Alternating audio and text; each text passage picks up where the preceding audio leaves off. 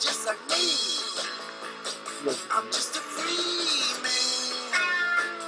I'm just a free man.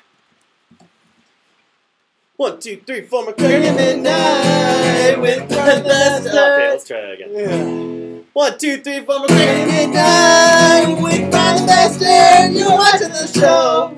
That sucked. Whatever, man. It's because the guitar is freaking me out. Yeah, that shit was whack. No more guitars ever. Ever? Hello, everyone.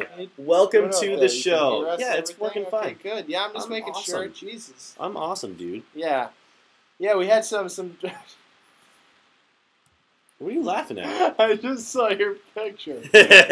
Oh my god. Oh man, the little flex around the asshole. Yeah. Whatever. I'm not gonna tell you what I'm talking about. Yeah, we're getting all the kinks worked out tonight. As usual, you can see we got our bandwidth back. We got a cable. We're hardwired in here at the Monkey Palace into the router upstairs. Yeah.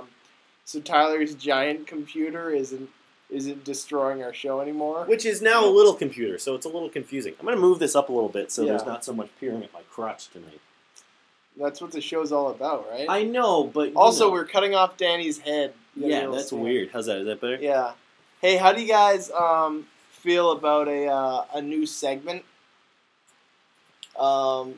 It's a ventriloquist segment with Mr. Danny O'Day. I think that is the worst idea I will ever. learn ventriloquism for the sake of this show if you guys want me to. That sounds terrifying. Okay. So anyway, welcome everyone to another episode of McCrackenatMidnight. We got a heck of a show for you today. It's very well planned out. We got a lot of stuff going on. A lot of stuff. A lot of show. First, I just want to mention the website. If you're not on the website, you should be. Because we have a website. Because we have a website now. It's on Facebook. If you don't know how to use Facebook, the URL is home.mccrackenatmidnight.com, which is eventually going to become easier because we have a front page. It's really awesome. But that has a Tumblr thing on it. It has a Tumblr thing on it for now. The McCrackenatMidnight.com is going to get there eventually, and then... But yeah, before long. You said hopefully even maybe by tomorrow. Hopefully by the next show at least. But anyway, there's going to be that, and then hopefully by tomorrow there's also going to be a blog page, a video archive page, a About Us page. We're staying up all night to finish this shit. More Sam's staying up all night to finish it, and I will stay up as He's going to stay up to do his own stuff. But that's okay. I have no problem with that. Yeah. I do know a little. I don't know any C++. CSS. It's know. pretty easy. I'm learning more and more. Okay.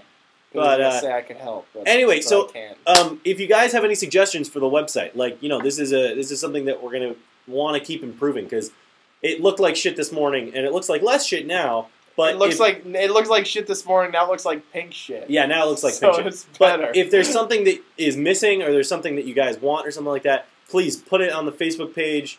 Email McCrackenatMidnight. No, midnightwiththebassturd@gmail.com. That'll be on the About page, that contact, by the way. Anyway, post it on the Facebook page because we really want to know how to make it better for your viewing. What's the opposite of pleasure? Pain. Your viewing pain. So anyway, yeah. How are you, Brian? I've been better. Actually, you'd see. I'm dragging a little bit at this point because usually right now we got Dr. Pepper, but we left it behind. We left it in the fridge along with the ukulele, which is why I had to play this giant fucked up 6-string ukulele over here. It was. I don't even know what that is. Yeah, and I've got like people say I've got the dropsies today. You keep dropping stuff. Yeah. I've got for the past 2 or 3 days the leave behindsies really bad. Yeah, and I just keep fucking forgetting everything. I try to. I've also got the stabsies a little bit. You do. Two separate pieces of metal. Those things have been inside this finger. Those things especially go bad together because I woke up this morning and he had gone to school and his penis was lying on the floor. So he left it behind after he stabbed it. So it was rough. It was brutal. I had to bring it to him. It was really embarrassing. Yeah. Anyway, so all right, let's jump right into stuff because we got a heck of a show tonight. The news. A lot of stuff happened. Well, I gotta say the front page of our news or the front thing has to be about someone else's front page. Notch, Marcus Person, Notch, Minecraft developer, was the top headlining story on the front page. No, that's false. He was not the top. Well, whatever. headlining He was story. on the front page on of the front BBC News yesterday, so we were like, yes, and it was also cool news. Yeah. You know more about this than I do. Basically, Windows 8. Windows is putting out like a new. Windows is putting out a new operating system like every other year now because they're trying to catch up with Apple and all the new stuff they're doing. So they're revamping their whole model. And Windows is a very as I'm sure many of you know, is the gaming system. That's the Windows is PC gaming platform. That's where you play games on Windows. And Windows 8 apparently, I don't know anything about this specifically, but apparently Windows 8 is coming out with sort of a new gaming system or platform or... It doesn't make any sense because it wasn't a system before. The game was a program and you... Yeah, but I think what it is sort of the way the games work on the computer. Okay. I don't know exactly what it is. In any case, it's some big part of Windows 8 that would really affect the gaming, which is half the reason people buy Windows these days. Literally half the reason. The other half is business. This half is gaming. So Marcus Persson, who is the creator of Minecraft and CEO at Mojang, went publicly on Twitter as if there is a privately... Well, there is. Anyway, he went on Twitter and he basically said, wait, pull it up. You got the thing right there. Pull up the tweets. He said something along the lines of, or exactly, got an email from Microsoft wanting to help certify Minecraft for Windows 8. I told them stop trying to ruin the PC as an open platform. Yeah. Then in the second one, he said, I'd rather have Minecraft not run on Windows 8 at all than to play along. Maybe we can convince a few people to switch to 8. To not switch to Windows 8 that way. Yeah, because Windows 7 is not bad. It's great. So this is awesome just because it's someone who is, sort of a celebrity in the gaming industry, which is sort of, coming in to be a new sort of idea. He's the rock star indie gamer right now. Absolutely. It's a new kind of public personality. The rock star indie gamer has not existed until Marcus Persson. Yeah, he's kind of the man in that sense. So he does that, and then also he just puts down Windows without even trying, which is fabulous because, as a gamer and as someone who is a genius in computers, he knows what's bad and he can tell people, and the public will listen to him. I thought you were going to say, as a genius in computers, I agree with him. I was like, no, wow. As a genius in computers, he knows what he's talking about, and the public will listen to him. So if he says, hey, people, don't use Windows 8 because it really sucks, they're not going to use Windows 8. It's just like using his power in a way that is literally for the betterment of society. Is just great. And he's saying, I'm not going to do Minecraft on Windows if you guys fuck it up. Yeah. It's just he holds honestly, so much power. At this point, I wouldn't be surprised if he had pull in Windows. If he could go to say to Windows, don't do that. Put that button there. And Windows will put be that button over there. All right. There aren't many other video games that have their own convention. It's true. Their own annual convention. Minecraft now has a convention. It had its second one this year. Yeah. Or is going to have its second one this year, I guess. Yeah. Minecon. Anyway, in other geeky, nerdy news, there was really terrifying news at some point last week. I can't remember what day it was. I think it was Friday. Thursday or Friday. Really terrifying news that Stan Lee had pulled out of speaking at a convention at Grant MorrisCon or something I don't know, speaking at a convention over the weekend because of health concerns. And I'm sure a million other people were like, oh shit, Stanley's gonna fucking die, and he's sick and he's in the hospital and he's about to die, which would be terrible because Stanley, besides just being a neato guy, is still a huge deal in terms of Marvel. I mean, he still writes for them not often, but occasionally he still writes for them. He's still executive producer on a ton of their cartoons. He's still got a lot of creative input. And he's just a cool guy that is just really all about comics, which is awesome because, what's better than, an old guy that loves comics more than a 15-year-old? Yeah, that's hardcore. But thankfully, we found out yesterday that he was recuperating from pacemaker surgery. So all he did was have a pacemaker put in, which is probably a good thing because he's 89 years old and he's probably going to die pretty soon.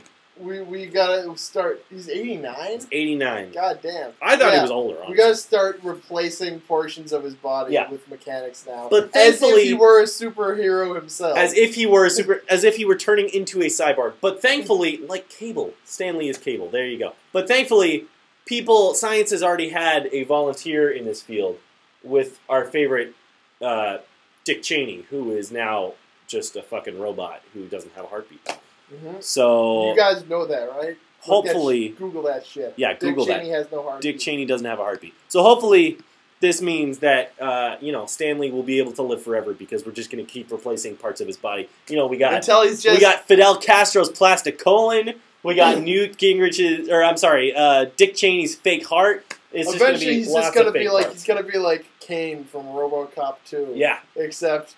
Cyberman, but just good. sit there and write comics with his little arm. Yeah. It's gonna be awesome. Last week there was news that a lady somewhere in the world, I don't remember where. In the United States, I believe. Right? Was it in the United States? A woman named Sherry Walters was diagnosed with aggressive basal cell cancer, which is cancer that's a part of your ear, or basal. I don't know exactly what it is, but it's in your head, and she lost a big chunk of her ear canal and her ear and her skull. So they were like, fuck this. She was like, I'm like ugly now. So what they did was they took cartilage from her rib cage and implanted it in her forearm, like right here, and grew an ear under her skin in her forearm. This is basically what they did with the ear mouse, except like on a person. Like the ear mouse was like a little test for this. They were like, "Oh shit, we did it on a mouse. Let's do it in your arm." Yeah. And they grew her a new fucking ear and then put it on. Here's a picture of her after the surgery that got rid of the cancer. So that's her, missing most of her ear, and they, pretty much butchered most of the area around it and her ear canal. There's a picture of the ear growing under her forearm.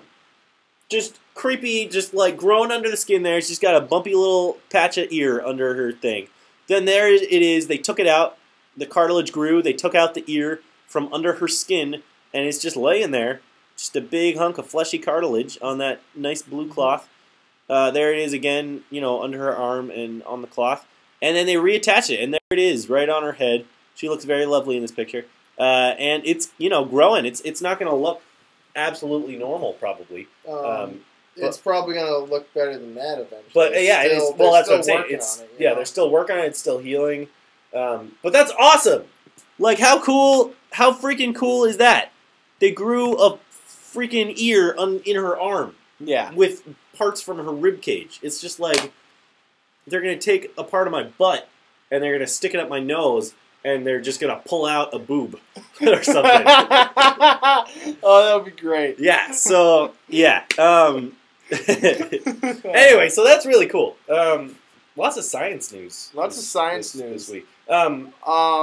It turns out, I'm not even going to get into you do your part of the comic first. Okay. I'll have my jokes. Recently, or a couple of years ago, and now it's kind of coming out publicly, a new comet was discovered by a scientist, looks like a Russian scientist, was discovered. Oh no, it was discovered this September, September 21st. And this comet, which they've very catchily named C/2012 S1, which I'm assuming means like the third comet found in 2012 in September or something. Anyway, they discovered this comet, and it's hurling past Saturn right now, heading towards the sun. And they're saying that when it reaches, at least an astronomical unit which is the distance from the Earth to the sun, when it reaches 1 AU in like November of 2013, it's gonna, if it doesn't break up before that, because as comets are big balls of ice, so as they get closer to the sun, they get, hot and they expand and they pretty much inevitably break apart and melt. But if it gets close to us and it doesn't do that, it's going to glow so bright over the months of November and December that it'll be brighter than the full moon, which is insane. That's insanely bright. Sometimes the full moon is so bright that it hurts my eyes because I'm a vampire. Like tonight, it was blue. Yeah, it was blue, and last night it was green. Just saying. Well, it was green. It was green. Anyway, so that's really cool. So this new comet, so it's supposed to be brighter than Hale-Bopp and Halley's Comet. Combined. No, not, well, no, not maybe. Not, I saw both those combined. comets. I saw both those comets, and I was like, eh. Yeah. So this comet is going to probably be visible. Excuse me. Going to be visible by the naked eye from Earth sometime around the end of November, as it gets closer to Mars. It's going to be about about 2 million miles away, and then. Wait, what? That doesn't make any sense. Oh, I'm sorry. In October 1st, it's going to swing by Mars. And then it's going to get closest to the sun in late November, and then get close to Earth the day after Christmas, so December 26th. And this is all next year, so not this year, sadly. We got to wait a whole freaking year for this dude to get to us. Here's what cracks me up, is that shit like this comes along, and I know a lot about conspiracy theories, and internet conspiracy theorists are able to come up with unbelievably creative stories without any basis for them. So now, and being part of that world, even from an academic perspective, my mind immediately jumps to, well, people have determined that our years system is kind of like off, because if you say, well, 2000, the actual 1,000 years after the birth of Christ would have actually been 2001, since there was no year zero. So people can now say, 2012, December 21st, 2012 is going to be right with his comets there, and it's actually 2013 because it's a year off. It's a year offset, and this comet's going to hit us, and it's going to be in the end of the world, and it's piloted by reptiloids. Yeah. That's just what my mind jumped to, and I find it hilarious that is what other minds will inevitably jump to, too. Because people's insanity is obviously the best entertainment it really on the is. planet. So I'm just throwing that out there. I'm really hoping. I'm looking at it more as a prophecy, as in let's say Game of Thrones, more as a prophecy to some coming danger or just think paradisical thing. Or I'm gonna win $50 today. Or I'm just gonna point at it and just go, see that? Look, there's some M&Ms. That means I am the emperor of the planet. Yes.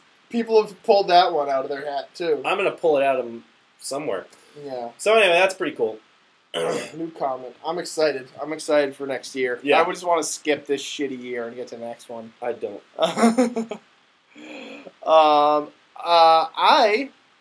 Okay, if you were watching last week, I'm sorry. It was all last a whole week bunch was of bad. whole bunch of bullshit. And I tried to give a quick review of what happened in Ottawa. I was there, Ottawa, Canada. Ottawa, Ontario, Canada. Not Ottawa, Wisconsin. Monaco. Wait, yeah, Ottawa, Monaco. A block, a sect of that town in Monaco. Anyway. Yeah, but I was there for Ottawa International Animation Festival, second largest animation festival on the planet. I tried to give a quick review, but I was too sad and the stream was too shitty and it didn't get recorded. So I figure I'll do a quick recap right now on what is going on. Because there were some people who had some famous type dudes who had some new shorts there. I got to meet Ralph Bakshi, first of all. It was one of the highlights. It was very, very cool. I got to chill with him. And he's working on a new series called Bakshi Blues, which is a combination of new reconstituted old footage of his and new footage being combined. And they're all these little shorts, and they're very political, and they're all kind of from the point of view from that super like gritty kind of weird urban nightmare scape that he's got, and they're all like the one the one that he showed, which might be the only one that's finished, was the scene, if you've seen Coonskin, the scene with the old bum digging through the trash, but they just did new and pulling out the sweater, and they just did new dialogue for that scene. That's talking about Mitt Romney, and it's very funny, and they're all going to be along those lines. So that's cool. Excited for more Backstreet Blues. Cartoon Brew, he was really pissed though that Cartoon Brew wouldn't host it because it wasn't new, because it was reused animation. It was Cartoon like, Brew's got to stick up their butt. yeah, they do. So that was cool. Also, big on the internet, which we are too. So we go right along with it. Is Don Hertzfeld. Don Hertzfeld. Don Hertzfeld's new Animator animation of Rejected and the animation show. Yeah. Most famously. and Bill's And Balloon, Billy's and Balloon. all those things. And I was a little worried. I was like, oh man, Don Hertzfeld going into new territory, like being kind of vaguely pretty serious actually. Which is understandable. I was like, that's not going to be any good. I don't know about this. But no, it's fucking awesome. They showed part 3 of a 3-part series, although they can be shown independently, called Everything Will Be Alright, I think it's called. Mm-hmm. And they showed part 3, and it was really funny. Don't get me wrong. It was hysterical and totally his sense of humor. But rope back in, I honestly was never a gigantic fan of his. His humor just kind of was like it was kind of juvenile to me always. But this is like everything good about his old stuff and everything awesome about everything else in the universe. It was so good. I guess that's. I mean, there is lots that happened, but those are the 2 things that people would be really interested in. The new Pez animation too, which was So I wasn't there, and I have not seen any of this. So, but you know what? This is like the 9th time I've heard about this from Brian and others. So I feel like I have seen it. Yeah. It's playing in my head right now. Yeah, you know what it looks Really like. good. Anyway, Ottawa was great, and there were lots of fun stories, but we're going to keep those between us, because some of them are revealing. We're going to... Mark Like Tang. naked revealing, like Yeah. naked revealing. Oh, he'll be down soon. He'll be You down gotta soon. do your- we're going to move on to Tech Talks is our newest segment, because, it's fun to talk about technology. And Why do I keep picking that fucking I don't kid? know. What's wrong with you? Get out of it. Get out of it. Idiot. So yeah, Tech Talk. So, I haven't really, I don't think either of us have really had a lot of time to think about what this segment really is yet. I mean, besides just talking about technology. But I'm going to talk about, and therefore we don't really know what to talk about week to week, but tonight I'm going to talk about the new Apple Maps, because it's been really big in the news, and it's kind of hilarious. So Apple, released their iPhone 5 a week ago, and with it, they released iOS 6, which is iOS is their, mobile operating system, so it's on all the iPhones and the iPods and the iPads. I got it too on my iPhone 4, and with that they got rid of Google Maps and they replaced it with their own Apple Maps. And they got rid of Google Maps. This is the first funny thing. So they got rid of Google Maps because Google Maps, Google has its own Android operating system for phones, and on that, its Google Maps has a lot of really good point-by-point navigate. What is it called? Place-to-place navigation, which talks to you. It's got better searches, blah blah. It's got a lot of good stuff, but that's not on the iPhones, which is kind of sucky. Like I really want that. And so Apple was like, "Hey guys, we really want that. Like, can you put that on the iPhone?" And Google's like, "Nah, because you don't really put our name on this. It's kind of just Google Maps, and then you get in it, and we're not anywhere. It's just kind of your thing. So if we can put our name on that, we'll give it to you." But Apple was like, "Nah, fuck that. We don't want your name on anything, so we're just going to make our own app." So that's pretty hilarious. So they thought, we're going to make... two megalomaniacal software computer organizations smashing their heads against arguing over just such a pointless thing. Yeah. So that we can fix with a big piece of paper. So Apple, said we're gonna make a better one. Fuck you, we're gonna make a really awesome map. So then they tried, and they released it, and people were expecting really awesome junk. And with Siri, it'll talk to you and tell you where to drive and stuff like that, which is great. But you pull it open, and it totally sucks. There are towns missing. There are buildings missing. Like, you search for stuff, and it find things in Bangladesh when you're looking for something in Kentucky. You go into the 3D view, and it buildings are falling apart, and bridges are in the middle of cities, and it's just insane. There are bridges in the middle of cities. Not over water. Stuff like that, which is just crazy.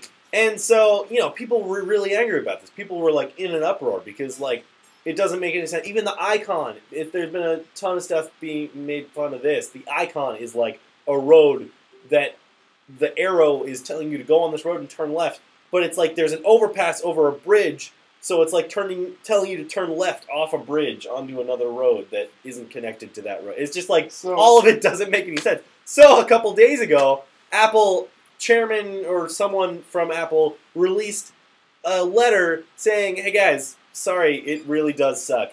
We fucked up a lot, and I am going totally to commit blows. ritual suicide." Yeah, and hand this off to a new developer. On their website, they changed the tagline for Apple Maps to it said groundbreaking or amazing, and they just put it to hey, it's more maps. They changed it to it's okay.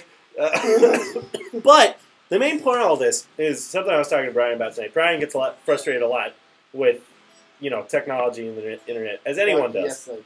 As anyone does. And I misinterpret it as I have a lot of faith in technology and the internet, and I kind of love how it works and how it's all, built and stuff like that. So I kind of misinterpret it, and I get overheated at Brian's overheatedness, and then we just, get naked and sweat all over each other. But after that... Did Sam settle all our differences in Greco-Roman nude oiled wrestling matches? Yes. But anyway, so, out of all this, there's this sort of interesting idea that people expect so much out of technology these days, and as they should. This case is kind of particular just because it is Apple, and the iPhone 5 is the best smartphone you can. It's just one of the best phones you can buy right now. A lot of their products, just the best products you can buy, and as they have been for the past 8.5, 9 years. So it's not surprising that when you expect something really good to come out of Apple and it doesn't, it's whoa. But nonetheless, there's this huge expectation that technology is going to work immediately, just no matter how hard no matter how hard you treat it, or as complex or simple as it may be, it's just going to work for you right when you get it, which is of course not true. And it's important to keep in mind that you gotta understand that things evolve and grow, and people gotta fix these things. So that's what Apple Maps is doing now. They're like, hey, yeah, we really fucked up, but guys, cool it, because you're going to help us fix it. That's all I really have to say. I mean, just keep that in mind, people. Tech Talks. Getting sexy. Nice. So anyway, we're going to bring on Mark Tang now for our excellent segment, Tang Spew. And he's going to talk about the Massachusetts Independent Comic Expo, which was this past weekend. Mark Tang, everybody! Yay! Hello, Sam. Hello, Brian. Hello, Mark. How's it going? It's going pretty super. Super. So, Mark, what is M.I.C.E? M.I.C.E. All right, M.I.C.E. was the Massachusetts Independent Comic Expo. Mm-hmm. And from what I gather, it's a yearly event where independent comic artists get to set up and showcase what they've been working on, and they had panels and workshops, and lots of really cool people came. I got to meet one of the illustrators who I've been following online, Ming Doyle, and who is a cool lady. Yeah, Wait, yeah. what does she do? She's a comics illustrator, and she did stuff like Project Rooftop. I think. Remember what's it called? Strong female characters, that meme. I think she did a drawing for that. I think Kate Beaton. I'm sure she I did. think she helped out Kate Beaton with that one. But yeah, she's mega cool, and I got mega flabbergasted. I was like, "Oh my god, you're so cool!" And she's like, "I know, right?"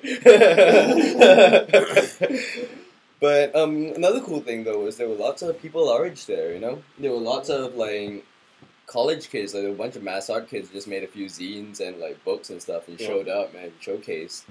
So like, you know, if you're into books or comics or, you know, anything like narrative sequencing or anything that people who are into comics might be into, is a really cool event to set up shop. And from what I gather, they're very into trading. yeah, These dudes. yeah, I traded one of the books I made for an awesome handbound comic about black people playing music. We'll leave it Back at time. that. Yeah. What's the? I mean, like you. What? Like, talk about how like important. Can you talk about how sort of? No, not can you talk about fucking talking. No, talk about it. You're right Talk the about- first time. Talk right about now.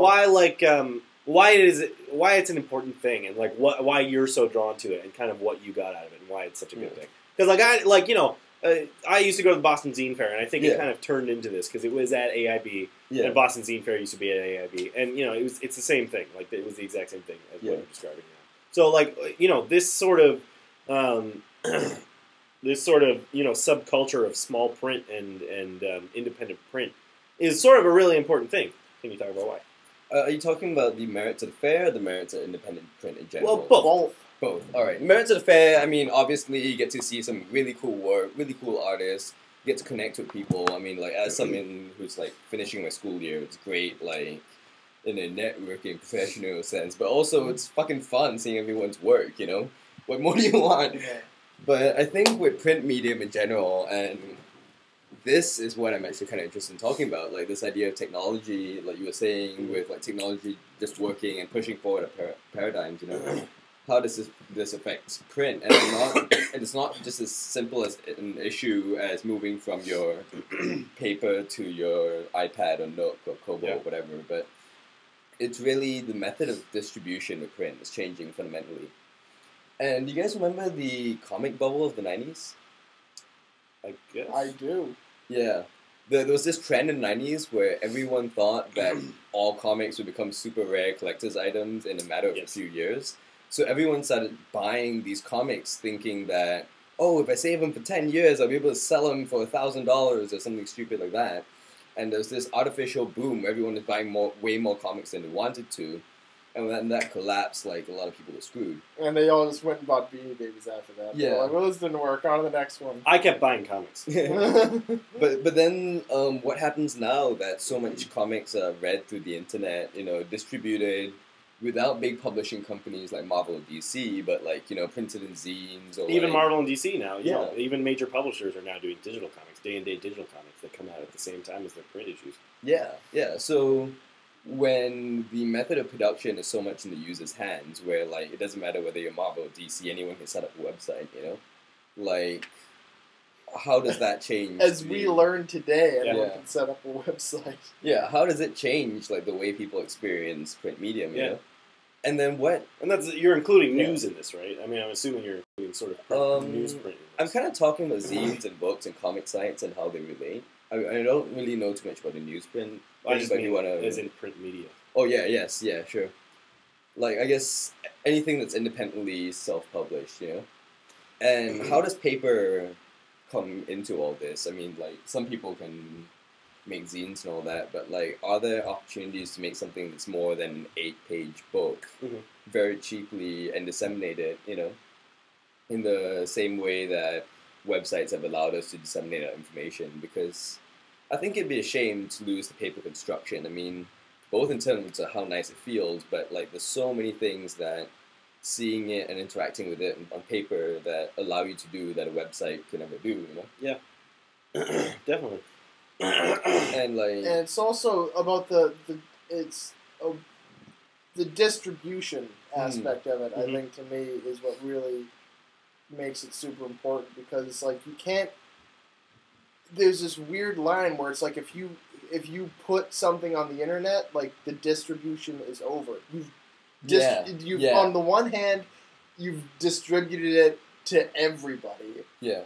But at the same time, no one has it. It's like you're putting it out there, but people have to find it. You can't put it directly. There's a weird process to it. You can't put a it. Really complex but process. if you have a zine or a pamphlet, you go out and you put it right in someone's hand and they have it. Yeah. You know? Yeah. The information is not attached to an object, basically. Yeah. So like the sense of ownership is completely changed. Yeah. You're not Yeah. owning anything that you're And reading.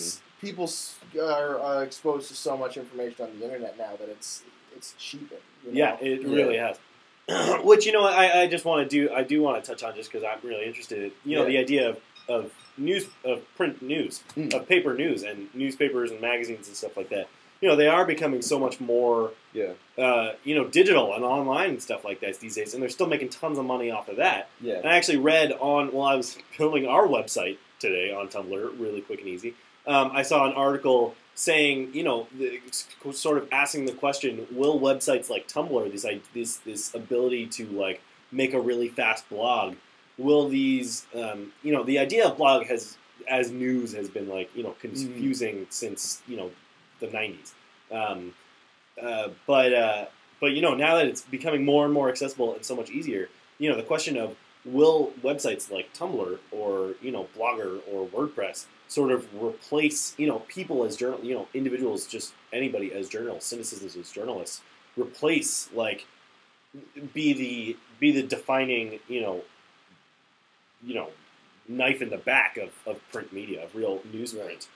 Because it's kind of like the availability of being able to tell, and Twitter too. You know, Twitter's a really good example of this. They'll like the, you know, instant gratification and the idea that, you know, anyone can share this news at any time and anyone can read it could really be like, you know, the end.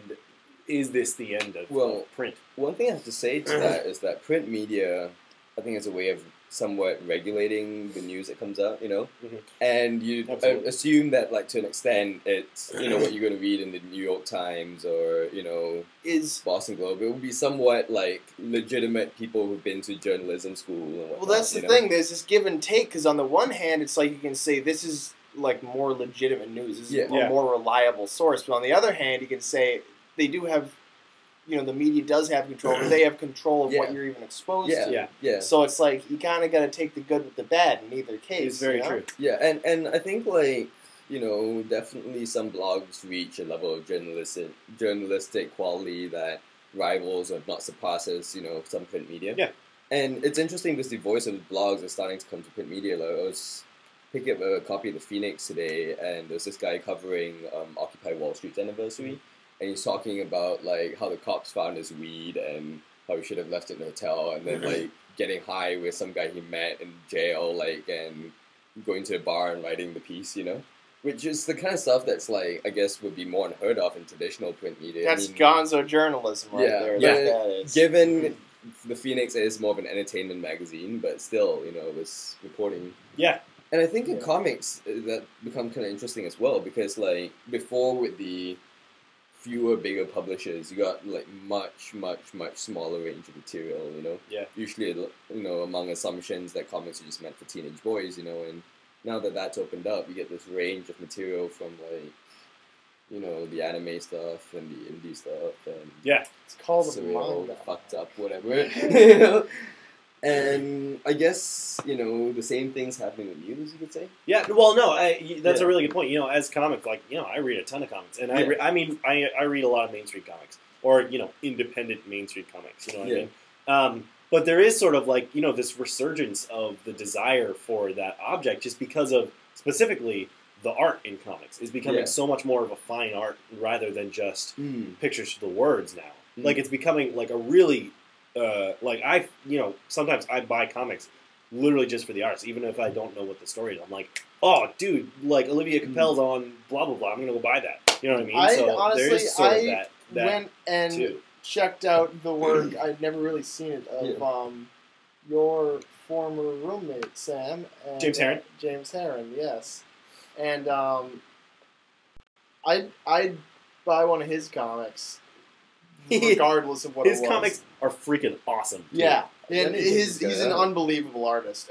Just his stills, just his sketches. I was going through his blog or whatever he had. They're unbelievable. But here's one thing I want to bring up, though. Is the idea of the comics value of art. And how that's, I think the main thing that screws with it is its reproducibility. Yeah. You know, like, usually art objects have to be just that, objects, you know? Yeah. Like, once it becomes, like, infinitely reproducible or reproduced in a print run that's so much that it might as well be infinitely reproduced, then the value of that unique object kind of gets lost, you know. And you're starting to see a lot of comic artists do things like sell the piece of paper and like, you know, pen and ink that they use to do the line work. Yeah, their page. Before they scan into Photoshop, or you know, try to create these like valuable, rare objects around the comics, you know.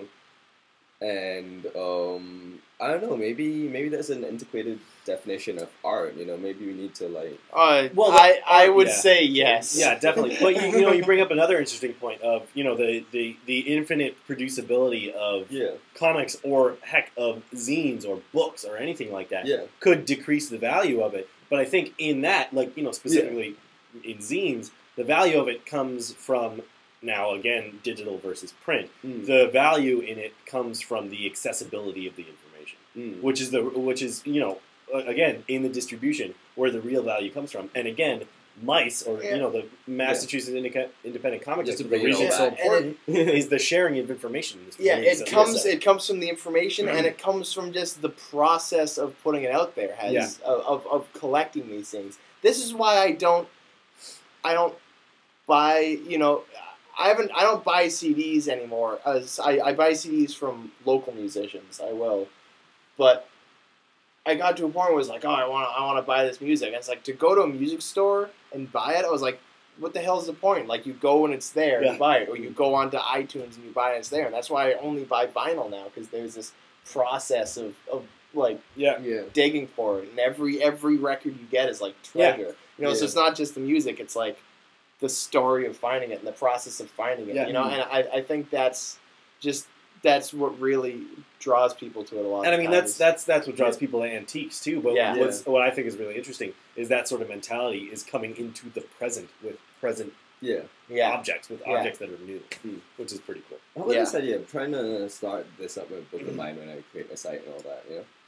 But I'm trying to, like, because a lot of stuff I've made, you know, I've got all the PSDs and all that, and I know like how to fold it. So I was thinking of like using PDFs of all these things, you know, saying like fold your own book. Like, here's all the information you need to like go to a printer, print out your own book, fold it, and then you've made your own one. Yeah, tons of people do that. Heck, even just do it. Hey, here's how you print it out on your inkjet printer. That's a totally awesome thing. I love it. That's a common thing, and I love it when people do that. I mean, it gets rid of that whole thing of like, oh, you know, we're printing so much, and you know, how do we get it out, and the work, and the, you know, existential, you know, need for a drink that comes with, and like, and also, you know, it's another level of participation, the digging, so to speak. You know? Like, I spent a few hours making this little reproduction of the book perfect. Like, you know.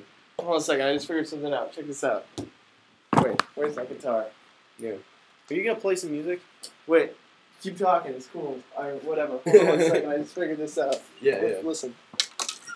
By the way, the website looks great.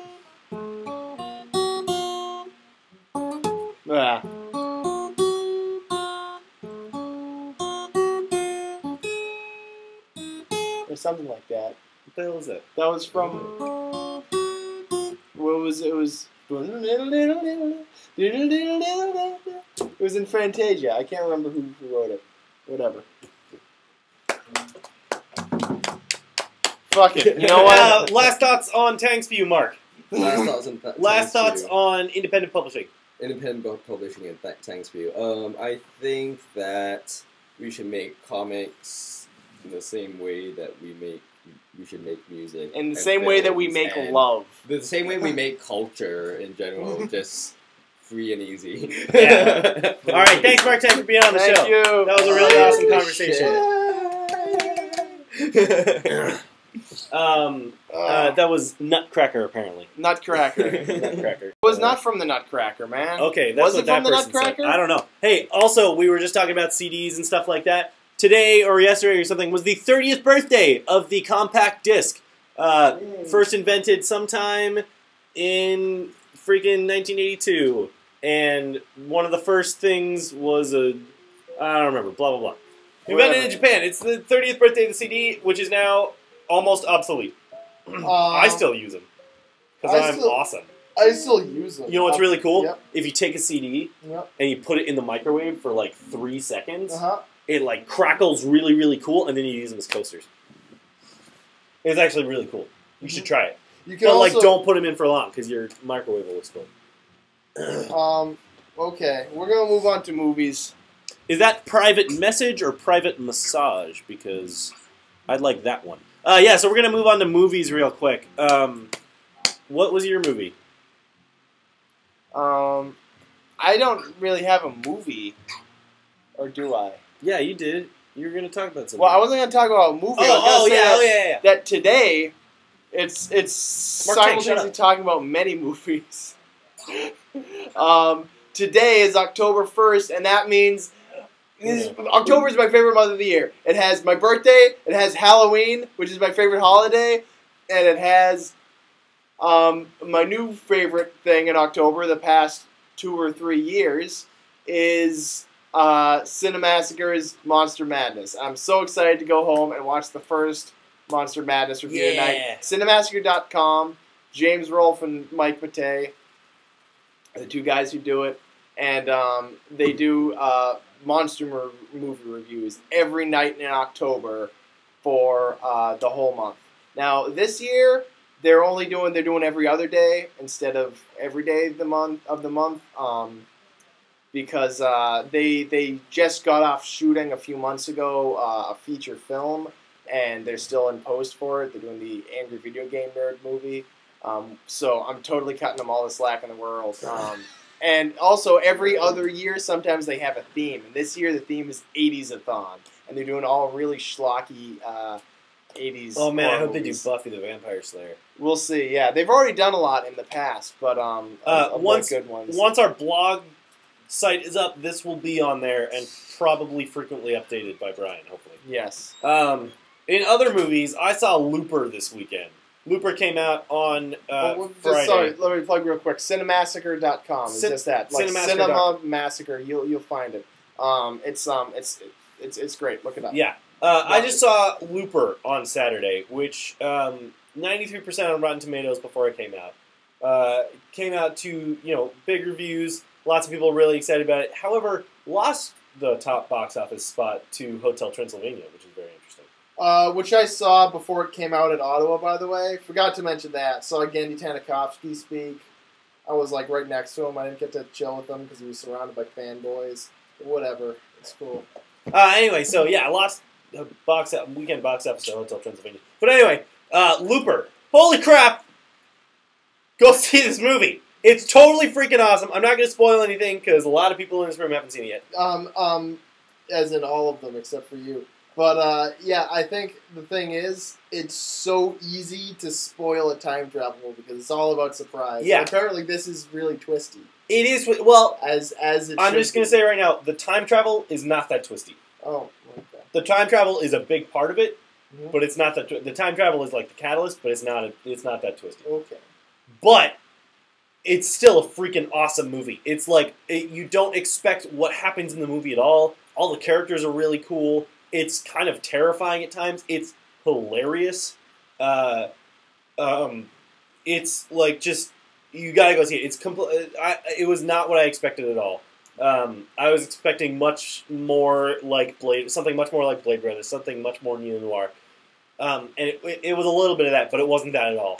It was very actiony, but it was good action. It was like I keep telling people it's like Quentin Tarantino. It's like Pulp Fiction action, where the action is, not just blowing shit up and killing people all the time, even though it is that. It's like really like purposeful, like I'm shooting all these people because it's important to the story or like it's awesome. There was a lot of cool, cinematography and stuff like that in the movie, shot design and stuff like that. So that was for you cinephiles. That was pretty cool. / art students. Anyway, go see this movie. It's totally awesome. Hopefully Brian will see it this week so we can talk about it on the show next week. It's really freaking awesome. You gotta go see it. Also in movies, go see The Master. This is something that I really want to see. Oh, I haven't heard about this at all. The Master, starring, who's in it? I think Amy Adams. Is it Amy Adams? Maybe. Probably Amy Adams. That guy that played Truman Capote. What's his name? I don't know, man. And that guy, why can't I remember his name right now? And Joaquin Phoenix coming back into acting, who's apparently incredible in this movie. Like, such a freaking good thing. It's basically a movie about Scientology and how weird it is. And this movie is supposed to be really freaking good. It was shot on 160, what was it, 165? Or, I'm sorry, not 100. 65 millimeter? 63? 70 mil. It's 70 millimeter. No, 60 something. 60, whatever. 60 something millimeter. Big one. Shot really big. Super weird colors and stuff like that. It's supposed to be really good. Go see it. That's cool. I'll also just touch, because you reminded me, really quick on Hotel Transylvania. Again, which I did last week, but last week was the show that time forgot, so I shot on a preview in another country because I'm the man. Canada! We've been talking about Hotel Transylvania for a while. Sam was hopeful. I was not. I gotta say, it was better than I expected it to be. It was funny. It was full of good dick and fart jokes, and I love dick and fart jokes. But it also had everything wrong with it that I expected it to. The storytelling was just clunky.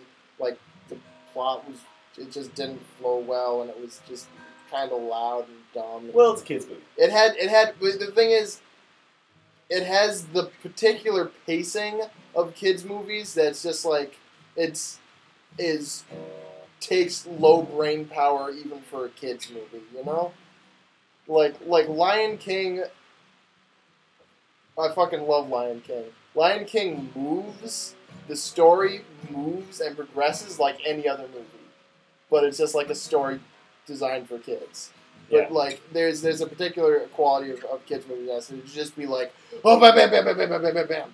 And like, the plot points and important story moments happen just at random. They're just thrown in there with no regard to pacing, and it's honestly, it's like hard to keep up with. It's hard to follow.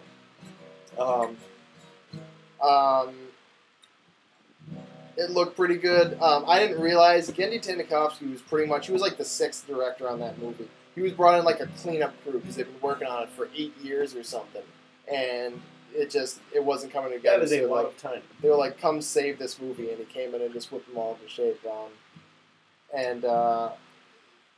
And yeah, okay, it was better than I expected. It wasn't a complete waste of time, but like, 8 years ago, I kissed a girl. For the 50th time. Maybe it wasn't actually 8 years. For some reason, I want to say 8 years. But anyway, Hotel Transylvania, adequate. Go see it though, because supporting animation, also hilarious comedians, is good for your body. Yes, I'll give it a 2.5 star.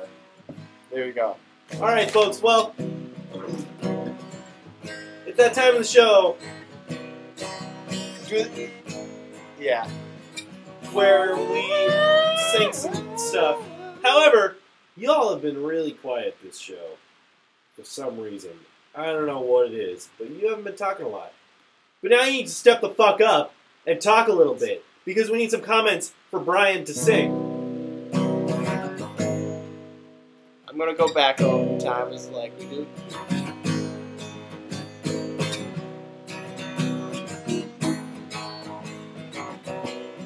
That's my life, man. That's also my life, man. Mustache is growing out of time. Y'all are not commenting enough. Oh, Brian, you so sexy. Shape-ups are not sexy. The loneliest astronauts. Also Ming Doyle. Brian, is he lying?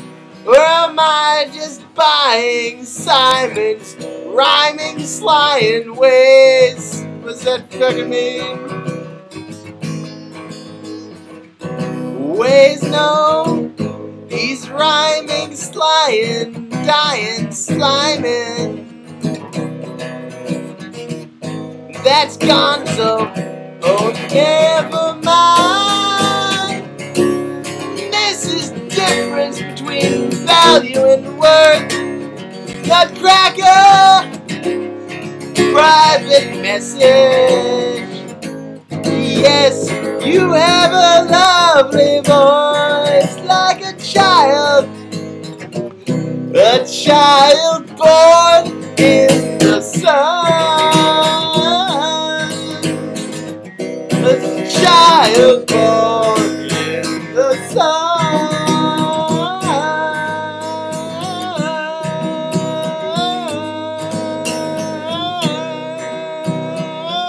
You got some more there. And the stars. We're not going to be able to keep this going for 4 minutes, guys.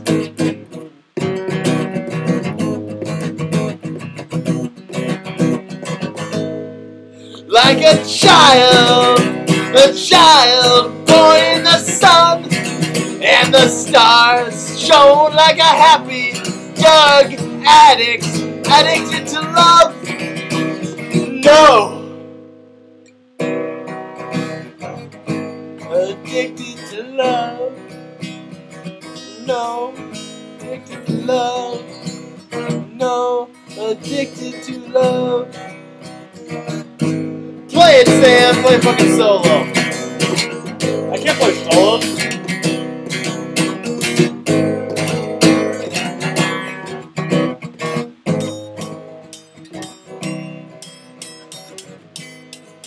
That's not loud enough.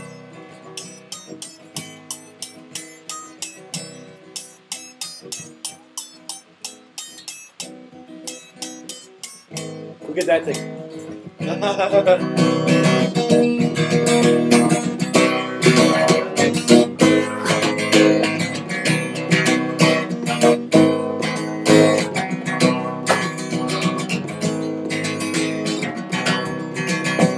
I don't think that's gonna fit back here.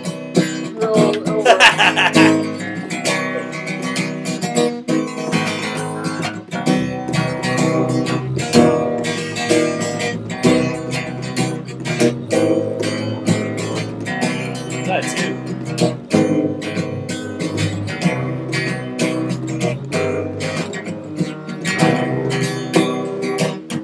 This sucks. Addicted to love, like a child born in the sun, and the stars shone like happy drug addicts. Addicted to love, addicted to love.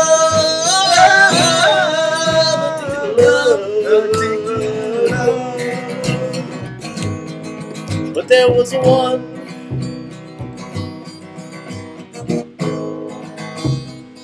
Oh, there was that one true light. That one light. Oh, it was so bright.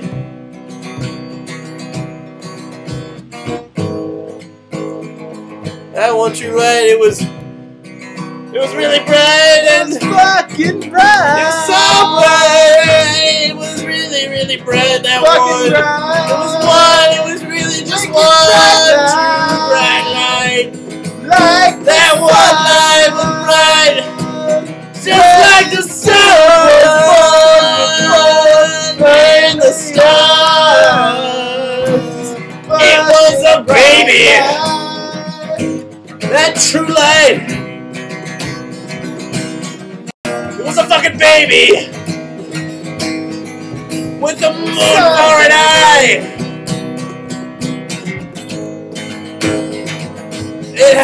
It had a moon for an eye. I'll sing it again, but there was that one true light. That one true light was a baby.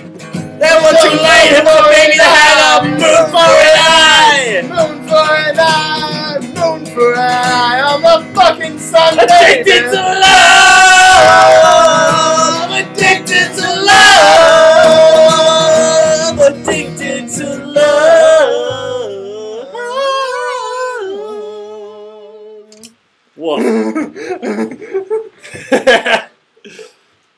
was ridiculous. Thank you, single person. It was named You and I. Addicted to shut up. Rude. In any case, hey everybody, it's a minute past 1 o'clock, so we're officially illegally on the air. Yeah, I don't know if you guys knew about this, but the government actually wrote a law.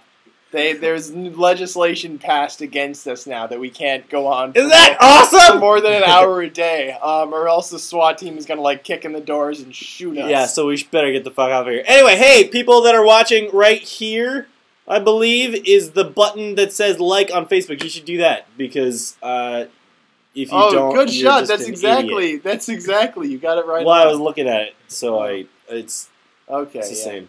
Anyway, hey everybody, thanks for watching. Tune in next week to see episode blah blah blah. And tune in every 2. single day to look at our great website. Yeah, tune in every single day to look at our great website, which will be continuously updated.